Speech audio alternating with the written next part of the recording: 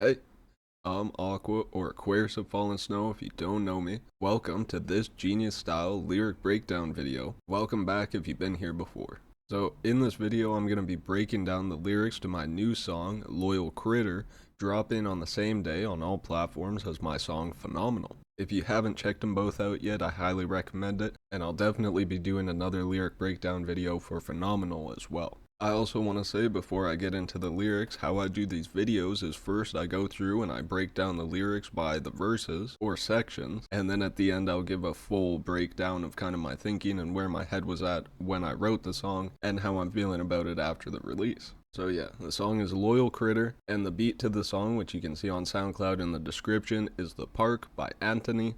Shout out to bro, because he's been helping me out so much with the beats, and I appreciate it more than he knows, more than anybody knows, because he really helps me out so much. So yeah, one last thing I'll say before we get into the lyrics is that this is a bit of a grittier song, so if you don't like that as much, maybe this one isn't for you, but try to keep an open mind about it, right? But yeah, let's get into the first verse or first section of the chorus. It's the frigid wizard bitch, chopping fingers like cigars, snag 'em like the blizzard kid, cauterize and leave a scar like the hitman, Agent 47, hands a weapon, is it still pervy if the blades of shit I'm flashing? So basically in this first verse I'm trying to associate with the cold, with being the wizard of the cold, of the frostbite and all that, taking fingers, trying to embody that spirit in the song, which really isn't the best, but sometimes that's kind of where my head's at, and I just got this energy that I'm trying to release or put out. And I feel like when I put it into the songs, it is a way for me to get it out and then for other people to relate to it.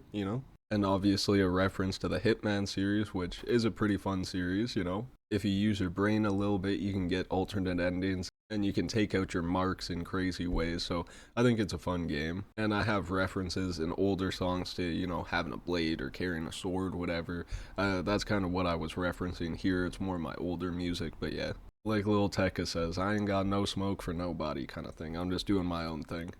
So now to the second verse or the second section of the chorus.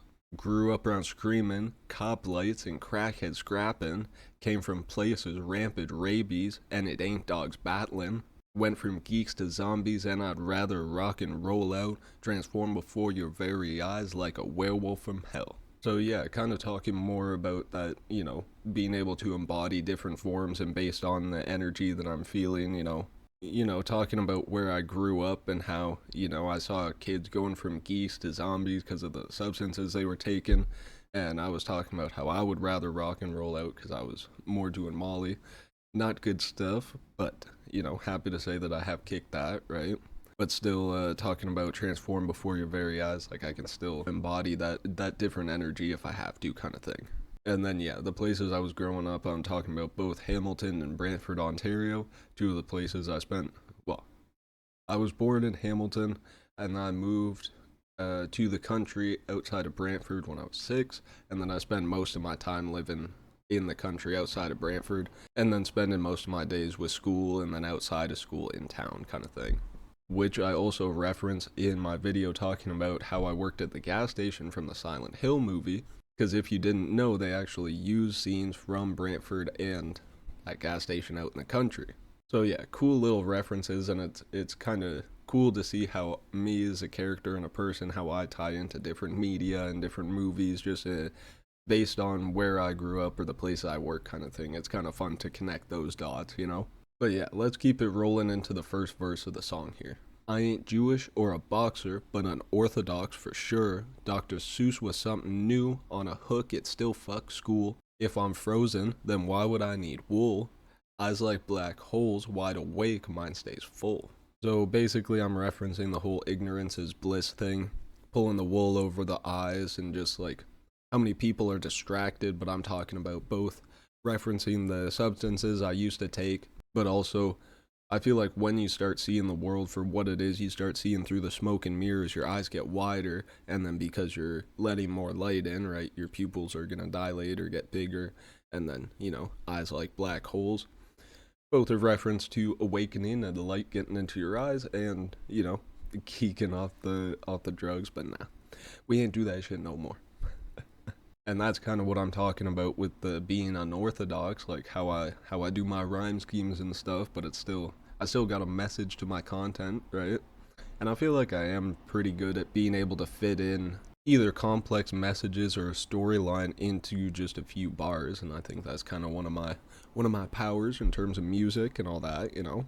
But yeah, now let's get into the second verse. You'd think I'm lethal, how I'm bullish, little horny, shit's been normal, them dollars got pinched to mud while scum still lives immortal. Men can have it all but still can't take it with you. I'll tell them hoes they stupid cause issues making me revenue. So yeah, that's all talking about money, stocks. Bullish and bearish are terms like stock market terms, so I'm kind of referencing that, and just talking about how the average person has to like save money and pinch their dollars type of thing to get by, right? And I don't think that's right. I don't think it's fair. And that's kind of what I'm saying with like you can have it all, but you can't take it with you in terms of what you're just gonna live your whole life stacking up this bread for the next generation that might not even appreciate it, you know, because they didn't have to put the work in to get that kind of thing. And then, yeah, that's basically why I'm saying I have no problem calling people stupid because at the end of the day, I can put that into my content, into my videos, and it's making me revenue, or it should, you know? Which is a perfect spot to put a little intermission in. If you're enjoying this video so far, make sure you leave a like, drop a comment of your favorite bar or verse, and then make sure you subscribe because it helps us out not only grow in the community, but then you don't miss the new uploads. And then hopefully we can make some revenue for this so I can start not only building a career for myself, but then being able to give back to you guys, right? Because ultimately that is my goal with this stuff. It is to give back to the world more than I take. And if I can make passive income from my content like music or videos, I think that's a great way to make money. But yeah, enough about that. Let's get into the third verse now. If I'm calling in the morning, just remember shit's important. Just wanna tell ya I love ya, have the strength to beat them bullies. Fuck the 1%, I'm just trying to vent now. I've been steady sipping dreams that crown on my head. That basically goes along with what I was just talking about in terms of giving back to the world and talking about love and empathy, but also being able to stand up for yourself and say, no, I don't fuck with what's going on. I want the best life for me and the next generation, so let's actually fight for it kind of thing, you know? And that's where I get to with venting and talking about fuck the 1%, also people drinking to kind of escape the workaholism and the shit society that we built up around us. Then they turn to substances like alcohol, like weed and tobacco, like whatever it is. And then also a reference to Crown Royal whiskey because, you know, sipping the crown, but then dreams of having a crown on my head in terms of being the best and being the top dog. Shout out Kendrick. And now on to the fourth and final verse of the song. I feel so cold.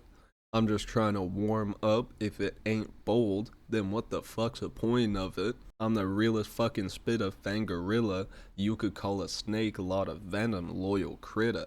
And then to finish off the song, I'm talking about how I've been changed by the world and talking about feeling cold and how I'm trying to warm up with the love and the light, and talking about how art and media, if it's not bold, if it doesn't have a message or a purpose, then what's the point of it? It's just filler, it's just fluff. Which is why I say I'm the realest spitter, because I'm really talking about shit that's going on not only in my life but society as well, right? And people could call me a snake, or based on their perceptions they can come up with these ideas and these titles, but at the end of the day I got a lot of venom, float like a butterfly, sting like a bee, right? But I will be a loyal critter to the ones that are loyal to me, basically. And then it perfectly wraps back into the chorus. So yeah, I'm pretty happy with this one, and I'm also stoked with how phenomenal and Pushing Against Depression turned out, because I'm going to put all three of those onto a mini EP for SoundCloud, and I think they all work so well together.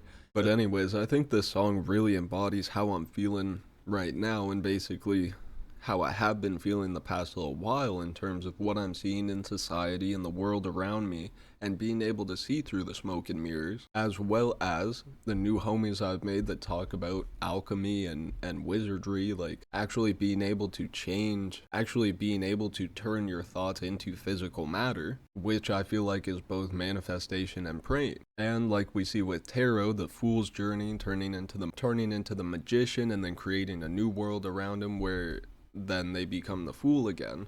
I feel like this song really embodies that. Even from a standpoint of hearing the first chorus, you might think I sound ignorant or egotistical, but then as the story progresses, I feel like it explains why I say what I do on the chorus. And if you haven't noticed, I try to keep that theme going in a lot of my songs.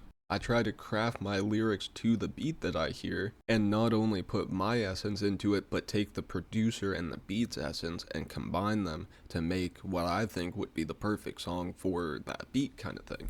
And I think in terms of the lyrics, I really hit the nail on the head in terms of what I've been feeling, both what I'm seeing in society and in my own life, both with my friends and the message I'm trying to get out to the world, but also, I don't know, I hope this song lives on for generations. I hope a lot of my music becomes generational, or people can listen to it and really become inspired by it to the point where they show their kids and subsequent generations, because it's not about me or getting the fame or the money from it as much as it's about putting that message and the meaning into it that's gonna live on forever, right? Even in a way like Bob Marley, everything's gonna be alright. Like, I think the name of the song is Three Little Birds, right? And a lot of what his music talks about and embodies. Like I talked about in my discography EP, at the end in the explanation, I talk about how I do that in the game of rap and in the content I make with my music, you know? If you haven't checked that out either, I highly recommend it, because I put a lot of my lore into the song Paradox of Pain, which is a self-diss, as well as the explanation to that EP and why I diss the top three and the music industry and all that, and where I'm starting to progress with not only my music, but my thinking in general. And I hope that people understand that and they want to support and help me out with it, because then, you know, if we can come together to support each other, I think we're going to be a lot stronger than these few individuals at the top with the majority of the money and the power, you know? There's a lot more of us in the 99% than the 1% or the 0.1%. So basically what I'm trying to say with Pushing Against Depression, this song, and Phenomenal, is that we have the power, we just have to come together to truly push against oppression, you know?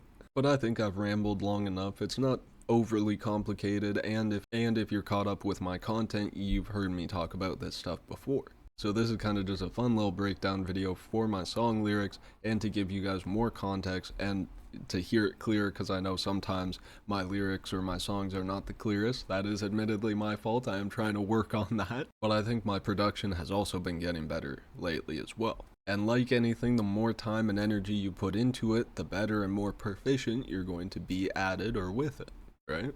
And last thing before I finish up, I said it in the middle of the video, but if you enjoyed, make sure you drop a like, drop a comment of your favorite bar or what really resonated with you from this video, and subscribe to help build the community, and then you don't miss any of the new videos that are dropping, like the Phenomenal lyric breakdown video that's going to be coming out, or episodes of my podcast, The Shit Shooting Gallery, which I'll make sure to link to either in the eye icon in the video or in the description below. And that being said, I'll leave this one here for now. Thank you for watching. I love you. Stay safe. Good luck. And take it easy.